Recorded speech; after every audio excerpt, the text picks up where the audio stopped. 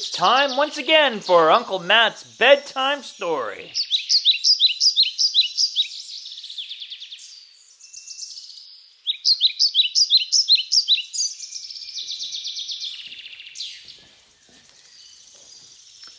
Hello everybody, it's Uncle Matt and I'm here to read you another bedtime story. And this story has to deal with a family member going to war. Where I live right now, there's no war happening. There's no bombs being dropped. Nobody's in tanks, blowing up things. But there is war going on right now in the world, including in Ukraine, between Ukraine and Russia. Other parts of the world, there's war, civil war even. But today being, let's see here, April 30th, 2023, we're going to talk a little bit about a story about a war that ended on April 30th, not 2023, that's today, but April 30th, 1975. Long time ago. The year I was born. I wasn't quite born then yet, but around there. But this conflict occurred in Vietnam. And it started in November 1st, 1955. So it ran for almost 20 years, a long war. November 1st, 1955, ending April 30th, 1975, the last day of the Vietnam War conflict. But we're going to read a story, and maybe if you are a soldier's kid or something like that, you might understand what your parents are going through and maybe how they feel afterwards. Maybe you can relate. Maybe this will give you some understanding. This is called Year of the Jungle by Suzanne Collins, illustrated by James Proimos. And it's called Year of the Jungle, Memories from the Home Front. This story was copyrighted in 2013. You ready? Here we go.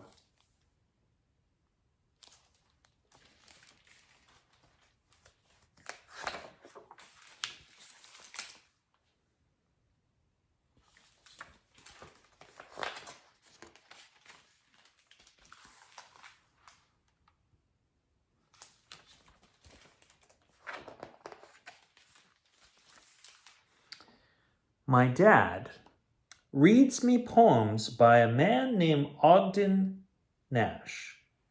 My favorite is about a dragon named Custard. Even though he always feels afraid, he is really the bravest of all, and that's what makes him special.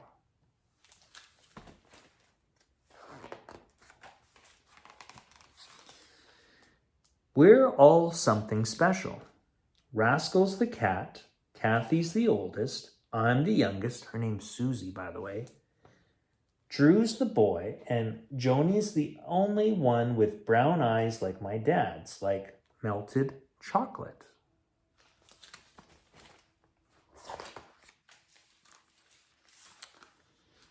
My dad has to go to something called a war. It's in a place called Vietnam. Where's Vietnam? He will be gone a year. And how long is a year? I don't know what anybody's talking about. Then someone says he'll be in the jungle. My favorite cartoon character lives in the jungle. He has an elephant and an ape for friends, and he bangs into trees a lot. Rascal and I want to go to Vietnam too. You can fly anywhere in your dreams.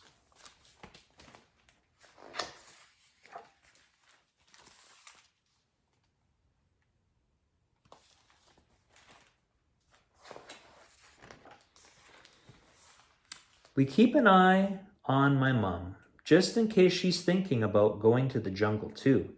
But she's already home with us. Then our first postcards come. Kathy reads mine to me because it's all in cursive. It's all handwritten. It says, Dear Susie, this is a picture of a deer. Don't let Rascal see it. He might think he is a tiger and want to eat it. Dad. Look at Rascal. Rascal's not happy.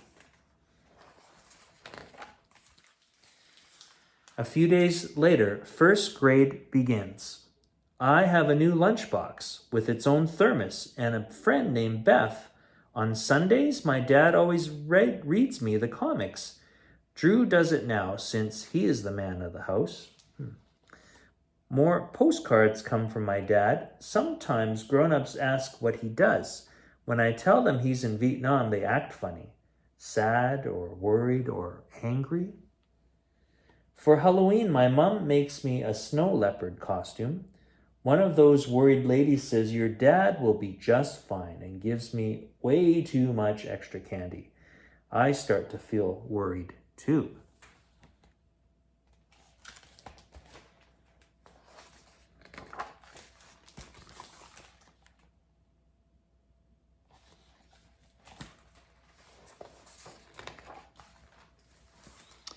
Beth and I trace our hands and make Thanksgiving turkeys. Has it been a year yet? I get a postcard of a man fishing in Vietnam. Behind him, I can see the edge of the jungle. It looks different from my dreams. It says, "Dear Susie, how do you like first grade? Do you have a lot of homework? I'll bet you don't have a lot of time to tease the cat. Love, Dad. XX."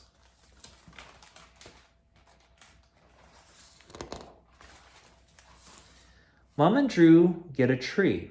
Rascal and I rearrange the manger several times a day. He likes to knock over the sheep with his paw. If I knock one over, it annoys him. Does that count as teasing? My dad sends me a beautiful Vietnamese doll and a fancy silk card with Mary and angels and the baby Jesus on the front. Inside it reads, "Merry Christmas, little Sue. Don't feed Rascal too much turkey. I wish I could be there to watch you open presents, your loving father." My mom gets a pretty silk card too, but hers has something stamped on the back, a picture of a soldier with a bugle and a gun. He's in the jungle. Under him are the words, "Souvenir of Vietnam." Okay.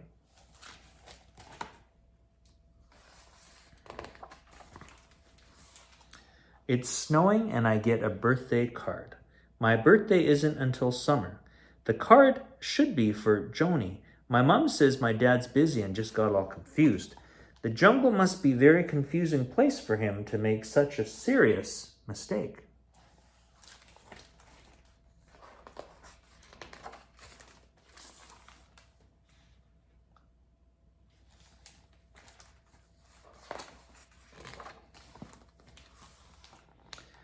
Candy hearts, no postcards. Shamrocks, no postcards. Colored eggs, no postcards. A year goes on and on. Finally, some postcards show up. I wanted one of the jungle. Instead, I got a city called Saigon. It says, "Dear little Sue, how do you like being in first grade? Study hard, and when you're home, don't bother Rascal so much. Pray for me. Love, Dad." And Susie goes, "Pray for me?"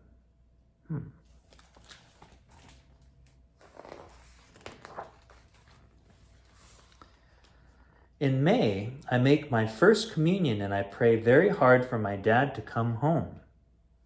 He doesn't. I fix Rascal a plate of crayons, but as usual, he won't eat them. From the TV, I hear the words Vietnam and I look up. Explosions, helicopters, guns. Soldiers lie on the ground. Some of them aren't moving. My mom runs across the living room and turns off the TV.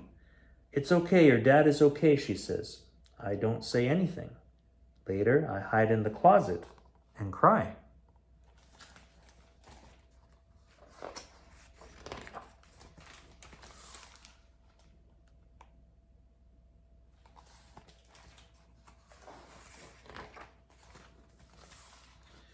Sometimes it's hard to remember what my dad looks like.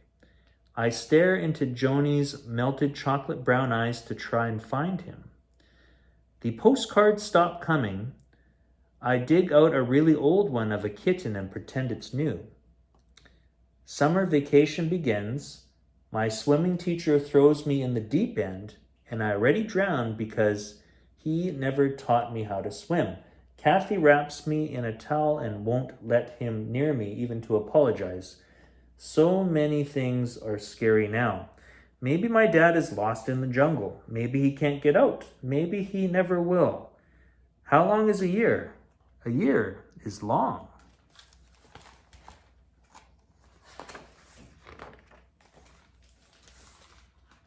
Then suddenly, my dad's home.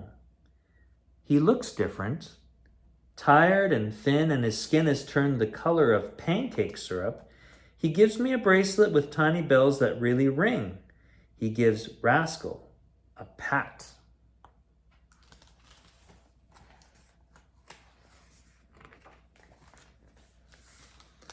Rascal and I stand in the doorway, watching him. He stares into space. He is here, but he's not here. He is back in the jungle. I need to tell him that I know about the jungle, about the things that happen there. The words are hard to get hold of. Rascal didn't think you were coming back, I finally say. My dad sees us and says, you tell him that most people come back, and I'm home now.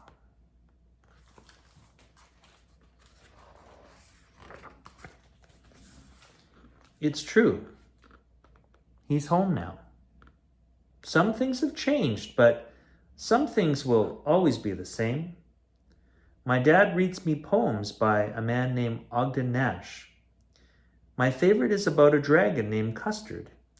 Even though he always feels afraid, he is really the bravest of all. And that's what makes him special.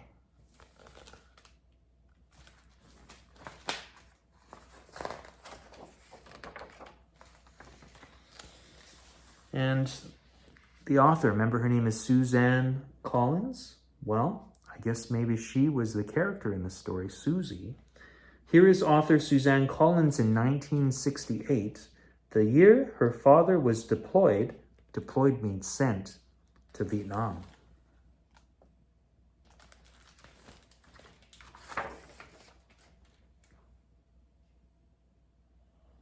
Oh, here's something. I just realized this reading the cover here. If you read, Suzanne Collins here, if you read the Hunger Games books, Hunger Games, Catching Fire, Mockingjay, that's the same author, Suzanne Collins. Well, what do you think?